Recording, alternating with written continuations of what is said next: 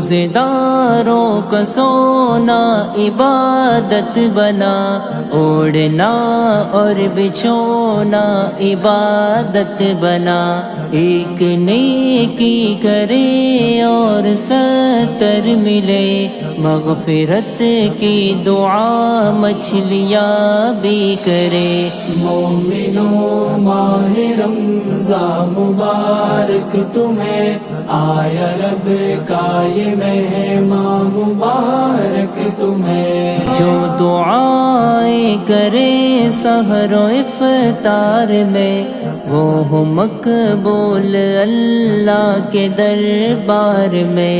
لیلۃ القدر میں خوب قرآن پڑھو، رب کو پڑھ کر تراویح راضی کرو۔ مومنوں ماہ رمضان مبارک تمہیں، آیا رب کا یہ مہمان مبارک تمہیں۔